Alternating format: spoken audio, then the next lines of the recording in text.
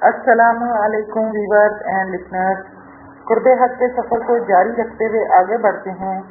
بسم اللہ الرحمن الرحیم۔ اس سیمینار میں شرکت کے لیے ہم لاہور پہنچے۔ یہ الحمرا ہال میں منعقد ہوا۔ ابتدا میں ڈاکٹروں نے اس مرض کے خطرناک پہلوؤں پر روشنی ڈالی اور مختلف تجاویز دی کہ کیسے اسے پھیلنے سے روکا جا سکتا ہے۔ میں نے غور کیا کہ لوگ بور ہو کر رخصت ہونے لگے اور تھوڑی دیر میں آدھا ہال خالی ہو گیا۔ جب میری باری آنے کو تھی کہ اچانک بہت سارے نوجوان لڑکے اور لڑکیوں کی آمد ہوئی اور ہال پھر ایک دم بھر گیا۔ اتنی دیر میں اناؤنسمنٹ ہوئی اور میں ڈائس پر پہنچ گیا۔ ہال میں ایک دم خاموشی چھا گئی، جیسے سب کو میرا انتظار تھا۔ میں نے کلندر پاک رحمۃ اللہ علیہ کی طرف دیکھا تو آپ رحمۃ اللہ علیہ مسکرائے اور آپ کو ایک زوردار جھٹکا لگا۔ پھر آپ رحمۃ اللہ علیہ نے اشارے سے شروع کرنے کا کہا۔ مجھے یہ تو یاد نہیں کہ میں نے کیا کہا، بس مجھے بار میں بتایا گیا کہ اردو، انگریزی اور پنجابی زبان کا میں نے استعمال کیا۔ سامنے بیٹھے ہوئے تمام لوگ جیسے غائب ہو گئے اور مجھے ایسے لگ رہا تھا کہ جیسے میرے اوپر روشنی پڑ رہی ہے اور میں کسی کے ساتھ ہم کلام ہوں۔ انسانی بے بسی اور فکر کو خوب موضوع سخن بنایا اور جیسے کہ آپ سب لوگ مل کر جیسے لوگوں کو اس بیماری کے خطرناک کام میں الجھا رہے ہیں، ایسے لگتا ہے کہ اس کا علاج ہی کوئی نہیں اور علاج کرنے والے ایسے لوگوں کو ڈراتے ہیں جیسے وہ وجود ہی نہیں رکھتے اور ان کا اس بیماری سے تعلق ہی نہیں۔ گویا ڈرانے والے اور ڈرنے والے اللہ پاک کی عظمت خاص سے ناباؤ تھے۔ میرا نقطۂ نظر و فکر ہر حال میں یہی تھا کہ شفا صرف من جانب اللہ ہے اور کمرشلزم سے نکل کر انسانیت کی خدمت کی جائے اور سب انفرادی طور پر سورہ الرحمن سنیں اور اس مہلک مرض سے نجات پائیں۔ قرآن پاک سے ہوتے ہوئے مایوسی، بے بسی اور محرومی کیوں؟ مجھے یاد ہے کہ شاید 2 گھنٹے گزر گئے اور مجھے ہوش اس وقت آیا جب کسی صاحب نے روشن پر میرے سامنے ایک کاغذ کا ٹکڑا جس پر لکھا تھا، جناب آپ کے فنکشن کے بعد یہاں اسٹیج ڈرامہ بھی ہونا ہے۔ مجھے ایسے لگا جیسے لائن کٹ گئی۔ حال میں موجود تمام لوگ جو پہلے غائب تھے اب نظر آنے لگے۔ میں نے دوبارہ کوشش کی کہ بات شروع کروں لیکن بات بنی نہیں۔ پھر خدا حافظ اور شکریہ کہہ کر بیٹھ گیا۔ حال تالیوں سے گونج اٹھا۔ اب باری کی مہمان خصوصی کی۔ وہ اٹھے اور میرے پاس آئے اور فرمایا، شاہ جی سب کچھ تو آپ نے کہہ دیا، اب میں کیا کہوں؟ میں نے جواب دیا، آپ کو جو لکھ کر دیا تھا وہی بولے۔ انہوں نے تقریر شروع کی۔ میں اسٹیج پر باقی مقررین کے ساتھ بیٹھا تھا۔ اتنے میں ایک صاحب نے مجھے ایک وزٹنگ کارڈ دیا اور کہا وہ اسٹیج کے دائیں جانب آپ سے ملنا چاہتے ہیں۔ میں نے جب کارڈ کہا تو وہ گورنمنٹ کالج کے شعبہ انگریزی کے ہیڈ آف ڈپارٹمنٹ تھے، ان کا نام یوسف بٹ تھا۔ میں جلدی سے ان کے پاس گیا اور کہا، حکم کیجیے۔ انہوں نے فرمایا، میں نے زندگی میں کبھی بھی کسی کے لیے کھڑے ہو کر تالی نہیں بجائی، آج میں نے ایسا کیا ہے۔ یہ بتائیں یہ روشنی کہاں سے ملی؟ میں نے انہیں اشارے سے کلندر پاک رحمۃ اللہ علیہ کا بتایا، مجھے بھی انہی سے ملی ہے، اگر آپ کو چاہیے تو وہیں سے ملے گی۔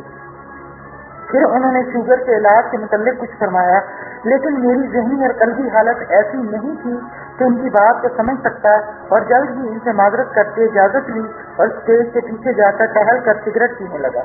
مجھے تو یہ بھی نہ پتا چلا کہ میں یہ کیوں کر رہا ہوں اور کتنی دیر ٹہلتا رہا۔ اسی دوران ایک صاحب مجھے آوازیں دیتے آئے۔ انہوں نے فرمایا، بابا جی رحمت اللہ علیہ آپ کو بلا رہے ہیں۔ میں فوراً ادھر کو بھاگا۔ کیا دیکھتا ہوں کہ سیمینار ختم ہو چکا ہے اور کلندر پاک رحمت اللہ علیہ کے ارد گرد ایک بہت بڑا مجمع ہے۔ یوں ہی آپ رحمت اللہ علیہ کی نظر مجھ پر پڑی۔ آپ نے فرمایا، لو سید بابا آ گیا، اس سے سب بات کرو۔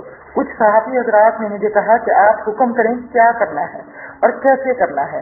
میں نے سب کو سورہ الرحمن کا طریقہ بتلایا اور اس کے بعد کلندر پاک رحمت اللہ علیہ سے واپسی کی اجازت طلب کی۔ آپ رحمت اللہ علیہ نے فرمایا، سید بابا کافی شاہدہ نے آپ کو کھانے کی دعوت پر بلایا ہے، لہذا کھانا کھا کر چلے جانا۔ میں نے سر ہلایا اور جلد ہی لوگوں سے فارغ ہو کر ایک گاڑی میں شاہدہ صاحبہ کے گھر کے لیے روانہ ہوئے۔ کلندر پاک رحمت اللہ علیہ بھی ہمارے ساتھ ہی تھے۔ آپ رحمت اللہ علیہ بس ایک ہی بات کہہ رہے تھے کہ آج پتا چلا کہ جل درم کیسے بچتے ہیں۔ سید اگر بابا آپ کو وہ چٹ نہ بھجواتا تو یہ الحمرا کی چھت گر پڑنی تھی اور ہم سب مست مست ہو جاتے۔ پہلے ایک بار یہ چھت بابے کے ہاتھوں گر چکی ہے، اب دوبارہ آپ کے ہاتھوں گرنا تھی۔ آپ رحمت اللہ علیہ بار بار یہی بات کر رہے تھے۔ جلد ہی ہمیں احساس ہو گیا کہ ہم ایک سڑک پر چکر لگائے جا رہے ہیں۔ اور نہ جانے کب سے یہ عمل جاری تھا۔ راستہ ہم بھول چکے تھے۔ کلندر پاک رحمت اللہ علیہ یہی کہہ رہے تھے، آج پتہ چلا کہ جل ترنگ کیسے بچتے ہیں۔ پھر آپ رحمت اللہ علیہ نے گاڑی چلانے والے کو روکا اور باہر کی طرف دیکھا، پھر کافی شہزہ جی کے نمبر پر فون ملایا اور ایڈریس پوچھا۔ حالانکہ کلندر پاک رحمت اللہ علیہ راستوں کے معاملے میں بہت آگاہی رکھتے تھے۔ جب آپ رحمت اللہ علیہ نے شہزہ جی کے استفار پر ارد گرد کی نشانیاں بتائیں تو پتہ چلا کہ ہم قریب ہی ہیں اور ذرا سا دائیں ہاتھ مڑ کر گھر آ جاتا ہے۔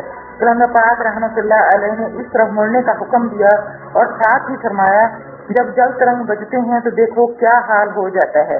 کیسی عجب بات ہے، نگاہ بھی ان کی، روشنی بھی ان کی۔ میں تو صرف ایک میڈیم تھا جو کسی کی عطا کردہ روشنی سے بول رہا تھا۔ ہم گھر پہنچے اور کلندر پاک رحمت اللہ علیہ صوفے پر استراحت کے انداز میں لیٹ گئے۔ کچھ اور لوگ بھی وہاں موجود تھے۔ سیمینار کے حوالے سے بات چیت ہوئی، رات کا کھانا کھایا اور کلندر پاک رحمت اللہ علیہ سے اجازت لے کر رخصت ہوئے۔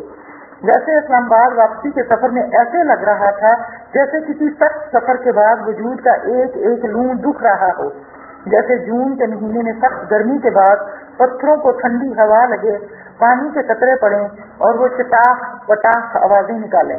بالکل اسی طرح اگلی نشست پر میں بیٹھا تھا اور اسلام آباد تک کے سفر میں اے سی کا ڈائریکٹ رخ میری طرف تھا، لیکن جسم تھا کہ جیسے بھٹی بن گیا ہو، اور پھر آہستہ آہستہ نارمل ہونا شروع ہوا۔ اسی اثناء میں یہ بات سوچتا رہا کہ کلندر پاک رحمت اللہ علیہ کی یکسوئی اور قرب خداوندی کا کیا اندازہ لگاؤں۔ بس ایک بات ذہن میں آ رہی تھی کہ کلندر پاک رحمت اللہ علیہ تو مقبول بارگاہ الہی ہیں، دنیا کو ترک کر چکے ہیں۔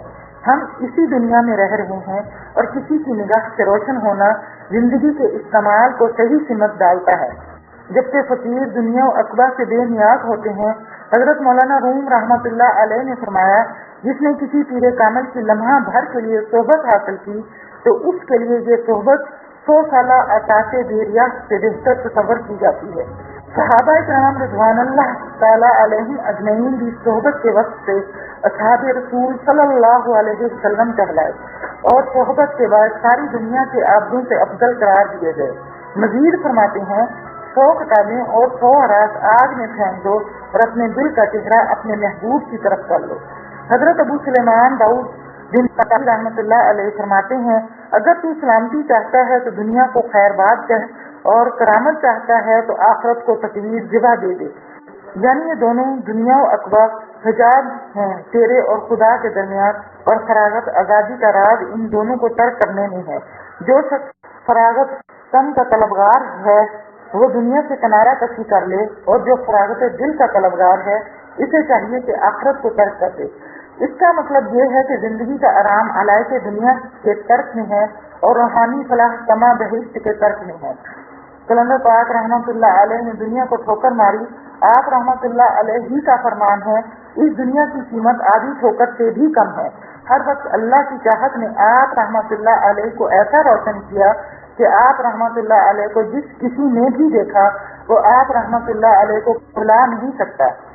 ایک دن میرے ساتھ کسی جگہ پر موجود تھے، وہاں اٹھتے ہوئے انہوں نے ایک سیاستدان سے یہ بات کہی، میں یہ تو نہیں کہتا کہ تم مجھے یاد رکھنا، بلکہ یہ کہوں گا تم مجھے بھلا کر دیکھنا۔ ایک اور موقع پر ایک سیاستدان سے فرمایا، ہم دونوں ایک ہی دادے کی اولاد ہیں، ایک کرسی کے گرد طواف کرتا ہے اور دوسرے کے ارد گرد کرسی طواف کرتی ہے۔ جن لوگوں نے کسی بھی قسم کے لالچ اور غرض سے بے نیاز ہو کر آپ رحمت اللہ علیہ سے پیار کیا وہ روشن ہو گئے، اور جب میں روشن ہونے کی بات کرتا ہوں اس سے مراد اپنی پہچان کے سفر میں رواں دواں ہونا ہے۔ پھر جسے کلندر پاک رحمت اللہ علیہ نے اپنی خط محبت سے دیکھا وہ تو یقیناً گھر کا راستہ ہی بھول گیا۔ کلندر پاک رحمت اللہ علیہ نے کبھی بھی فقیری کا دعویٰ نہیں کیا، ہمیشہ اللہ کی بات کی، کبھی کرامتوں کی بات نہیں کی، حقیقت کی بات کی۔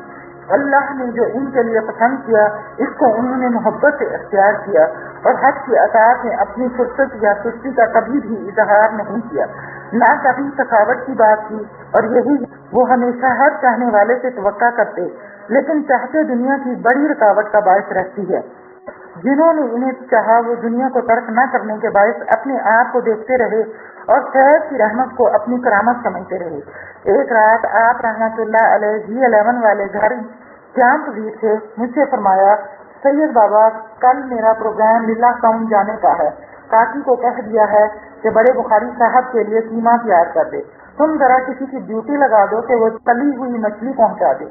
मैंने अखबार में सर हिलाया और फिर इजाजत लेकर सैटेलाइट टाउन वाले घर में आ गया। सुबह मेरी आंख 11 बजे के करीब खुली। मैंने डॉक्टर शहजाद को फोन किया फिर जानने के लिए कि कलंदर पाक रहमतुल्लाह अलैह अभी हैं या जा चुके हैं। मेरा ख्याल था कि कलंदर पाक रहमतुल्लाह अलैह चले गए होंगे। मोबाइल फोन कलंदर पाक रहमतुल्लाह अलैह ने ही उठाया और फरमाया, सैयद बाबा, मैंने फैसला किया है कि लिल्लाह आपके बगैर नहीं जाऊंगा। आप जल्दी से तैयार हों और किसी काके को बुलाएं और फौरन आ जाएं। मैंने कैसर साहब को फोन किया और कहा आप गाड़ी लेकर आ जाएं। खुद नाश्ता करके तैयार हो गया। कैसर साहब आ गए और हम घर 11 पहुंचे। कलंदर पाक रहमतुल्लाह अलैह तो जैसे मेरे ही मुंतजिर थे। जैसे ही मैं घर में दाखिल हुआ आप खड़े हो गए और फरमाया, आ गया सैयद बाबा, चलो भाई चलें। और जल्द ही कुछ लोगों के हमरा कलंदर पाक रहमतुल्लाह अलैह गाड़ियों की तरफ बढ़े। आप रहमतुल्लाह अलैह ने फरमाया, सैयद आप किस गाड़ी में सफर करोगे? मैंने कैसर साहब का बताया तो फरमाया, आप इधर इस गाड़ी में बैठ जाएं। मैंने कहा, बाबा आप आराम से बैठें। व्यूअर्स, आज के लिए इतना ही। इंशाल्लाह अगली एपिसोड में मुलाकात होगी। अल्लाह हाफिज।